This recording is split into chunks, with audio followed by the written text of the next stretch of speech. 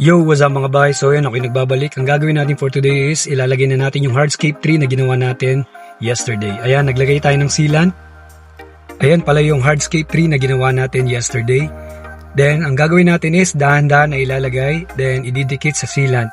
Para at least pag dineliver natin yung escape tank na to, if ever may mag-order, hindi siya masisira. Ayan.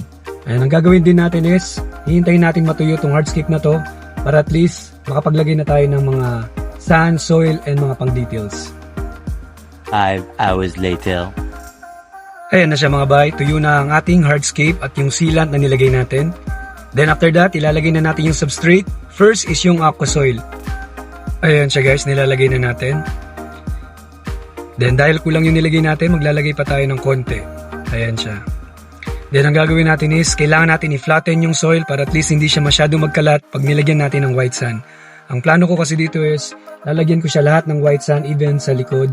Tatakpan ko yung soil para at least puti lahat ang nakikita. Ayan yung white sand, nilagay na natin. Ayan.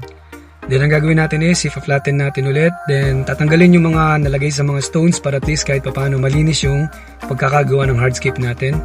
Ayan siya guys. Then after that, syempre maglalagay tayo ng white sand sa front. Ayan, kumuha ulit ako ng bago na sand.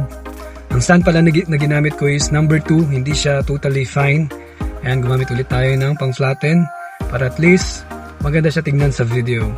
Ayan siya guys. Kaya importante yung paglalagay ng sand and pagpa-flatten sa sand para at least alam mo kung saan mo ilalagay yung mga plants and mga stones na gagamitin mo. Para at least yung level ng sand, pataas siya.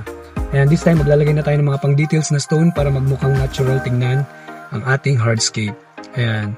Mga nilagay ko is mga lava rocks na small pieces. Then, medyo fine yung iba para at least magmukhang sand na black yung ibang makikita sa part ng hardscape. Ayan na siya guys. Patapos na ang ating hardscape. Then, ang gagawin natin is papakita natin yung whole video sa tank na ito. Tara!